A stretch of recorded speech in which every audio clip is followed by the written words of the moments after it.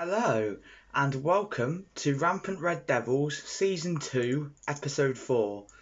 I'm Ryan, as you already know, and welcome back. It's after the international break. We are back with some Premier League football analysis for you today.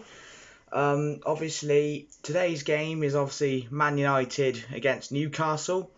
It's the first one after the international break. Can Man United make it their third victory of the season? But that's not the main headline of today. The main headline was the first Old Trafford appearance and the return to the Premier League for the one and only Cristiano Ronaldo. A return that many United fans and myself have been waiting for over 12 years. So before we get into analysis, there will be an announcement. There is a surprising announcement that I'd like to make at the end of this video. Before all that though, let's get started on Ronaldo's return. So pretty much since the international break ended, all the excitement and hype for the Premier League returning is obviously the return of Ronaldo. One of the greatest players to ever grace the Premier League is back after 12 years. And sitting here recording this video now, it still feels like a dream. My 8-year-old, 9-year-old self cried when he left for Real Madrid all those years ago, back in 2009. So to see him back after 12 years as a Man United shirt is just a dream come true, and something I never thought would ever actually happen. Like, it's the transfer that no one expected to happen. I never expected him to come back to Man United, but here we are. First return to the Premier League, and of course he starts. What no surprise there. Obviously, Jadon Sancho was on the left, Bruno was in the 10, Matic partnered Pogba in the middle. Obviously, De Gea, Shaw, Varane, Maguire and Wan-Bissaka was the back line. So pretty much a couple of changes from the team from the side before the international break. Newcastle, who are struggling down at the bottom, obviously, well, there's a lot to say about Newcastle. I mean, they are a big club. There's no doubt about it. It's just, back in the day, they were one of the biggest clubs in the Premier League. Now they're just nothing, really. I mean, Mike Ashley's driven that club into the ground, really, let's face it. And when you've got the pragmatist in Steve Bruce, who plays really dull football, and Newcastle are basically relying on Alan Saint-Maximin to basically pull off some huge showboating skills and tricks and flicks and the pace he has, that's the only real thing that gets the Newcastle fans excited these days. So obviously, and also they have to deal with the fact that it's Ronaldo's first game back in the Premier League as well. So obviously, first half starts, and obviously the crowd is in full mood. You know, Viva Ronaldo chants are basically running round the ground. Newcastle fans are barely being heard because the Old Trafford crowd are just Viva Ronaldoing every 5 seconds. But obviously Ronaldo back to his best. Obviously back in the Man United shirt. You know, linking up well with the team. Obviously got past 2 defenders and shot into the side netting early on. That got the crowd all excited. Then Bruno Fernandes had a shot which was touched by Sancho just wide. That was another chance spurned. But obviously it was 0-0 heading towards half time. Then the big moment finally happened. Every Man United fan, including myself, have been waiting 12 years to see this moment happen. Greenwood picks up the ball from the Pogba pass just on the edge of the box. He cuts inside and has a shot which takes a small deflection off the defender, which Freddie Woodman is obviously going to pick up the ball, but obviously the ball spurns from his grasp due to the deflection. And who's there to tap in? The free shot to make it 1-0? You guessed it, Ronaldo. So the return was all about him coming back to the Premier League and playing his first game. Now he scored. What a moment. Absolutely unbelievable moment. The whole ground was bouncing. The massive chants of "Sue" as he scored. Just what a fantastic moment. Going into the break, 1-0 up. Ronaldo scored. Can today's game get any better? Second half analysis, let's find out. So second half, Man United I wanted them to show the same intensity. Obviously now we've got Ronaldo in the team, there's goals galore. But Newcastle started to derail the party. They equalised. Miguel Almiron evades the challenge of Maguire. No, evades the challenge of Matic first, then rides over the challenge of Maguire, and he's away down the right-hand side. He plays the ball across to Saint-Maximin, who's just got Varane to beat. He lays it off to Javier Manquillo, who then fires past De Gea into the bottom corner for 1-1. What are you doing, Newcastle? You can barely score goals without Callum Wilson in the side. What's Javier Manquillo doing playing as your second striker alongside Saint-Maximin? To be fair, it was a well-taken finish, and all of a sudden it seemed as if Newcastle were going to upset the script of Ronaldo's return. But in a matter of moments, you guessed it, he made it 2-1. Luke Shaw picks up the ball in the middle of the pitch and begins to drive forward. He plays the ball to Ronaldo, who's in on goal, takes a touch past the defender, shoots, the shot goes under Woodman's legs, and it's 2-1. You could argue that Freddie Woodman should have played a big part in both of Ronaldo's goals, because it is his two mistakes. The first one he couldn't do much about because of the deflection from the defender, but the second one is a mistake from him. It was a simple shot straight at him and it goes under his legs for 2-1. Ronaldo scores twice on his debut. 2-1 lead. Even better, Ronaldo's goals weren't even the best goals of the day. It's not before long, Bruno Fernandes, the other Portuguese, made it 3-1. Pogba picks up the ball, passes it to Bruno Fernandes. He takes a touch and shoots from about 25 yards into the top corner for 3-1. Who says the man only scores penalties and tap-ins? It was a fantastic strike from Bruno Fernandes, and it was there to basically remind the Man United fans that he's not the only Portuguese that deserve the attention in the crowd.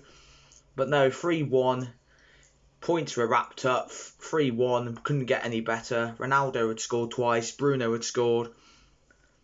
What could get better? And it did get better as we made it 4-1 in injury time late on. Pogba, who is again having another fantastic afternoon, plays the ball into the box after doing a nice little turn after receiving the ball from Van der Beek.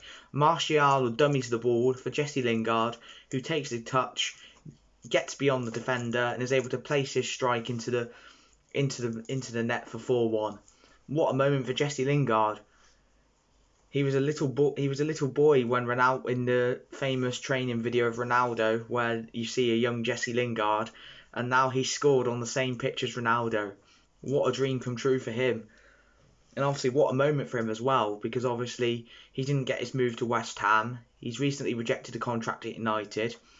Some will think, well, why is he staying? And I feel that Lingard may actually have a big part to play this season for United. It would have been, I do admit, at the start of the window, I did want at least United to get some money for him. But, you know, he's come back. He believes that he can get into the team, and he scored yesterday. So, if he plays well, then he's a really valuable asset to the team. He showed on international duty with 2 goals against, not Poland, Andorra, at Wembley. He showed 2 goals, scored 2 goals. He's a valuable asset to this Man United team, I feel. But no, 4-1 result. Ronaldo scored twice. Bruno scored. Paul Pogba now has 7 assists in just 4 Premier League games, and there's rumours of him finally being tempted to sign a new Man United contract. Sign the contract, Pogba. You're one of the best midfielders in the world and the Premier League. Sign the contract. Before I say anything else, does Kevin De Bruyne have 7 assists in 4 games this season? Enough said. So on the whole, another fantastic result. All the hype around this game was Ronaldo's return. He scored twice.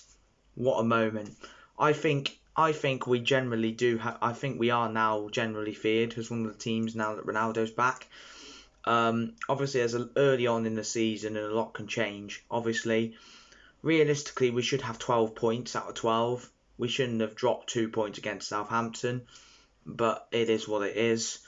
10 points from the first 4 games is quite acceptable top of the table by goal difference. Chelsea and Liverpool also have 10 points, so it's a long way to go, but I generally think now we have Ronaldo in the team, we do have a chance at the Premier League title, because the man is inevitable. You're losing 1-0, say you're losing 1-0 in your 88th minute, there's always the opportunity of him scoring 2 goals to make it 2-1 and win the game for you. That's the kind of player he is.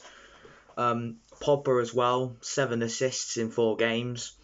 Is quite unbelievable, really. He generally has a shot if he continues playing consistently well. He generally has a chance at the assist record in the Premier League. Obviously, Ozil was close once, but I feel that Pogba has a genuine chance as well. Because obviously you have him assisting to the likes of Sancho, Greenwood, Cavani, Rashford when he comes back from injury, now Ronaldo. You've got Bruno as well, who has the capability of scoring goals. We have a really dangerous team. And many people think, oh yeah, you're not going to win anything because Ollie's in charge. Yeah, there is that. But have you seen our team? We're stacked full of attacking talent. Obviously, Varane and Maguire can score goals from the back as well. Luke Shaw can pop up with a goal. So Wan-Bissaka scored 3 times last season. We have a team that is stacked full of players that can score goals and create chances and opportunities.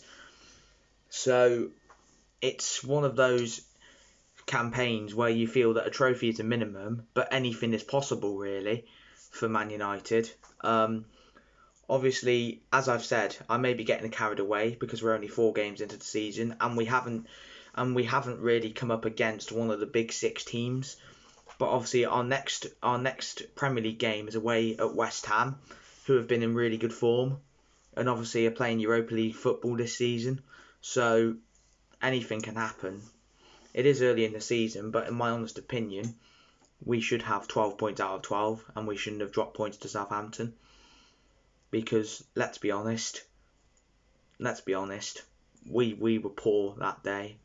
And we should have obliterated them with the chances we had.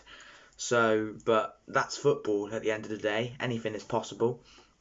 But yes, Man United's next game is on the Tuesday night, which is tomorrow, because the Champions League returns and we're away against the young boys in Switzerland.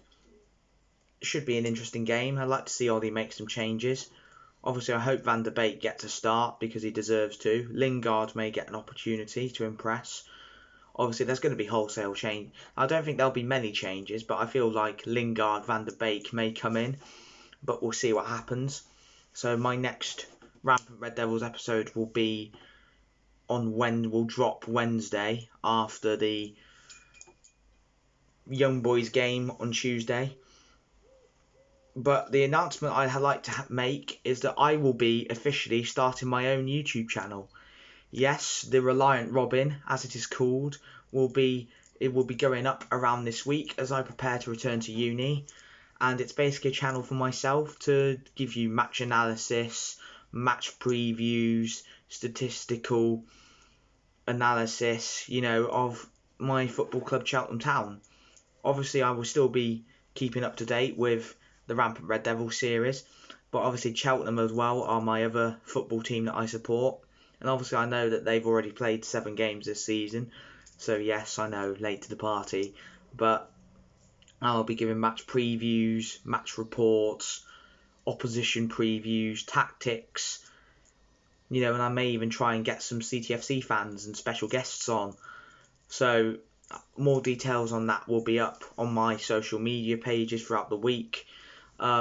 If you like this video, please make sure to check the other guys series, links in the description. All the Free Kick podcast socials will be in the description.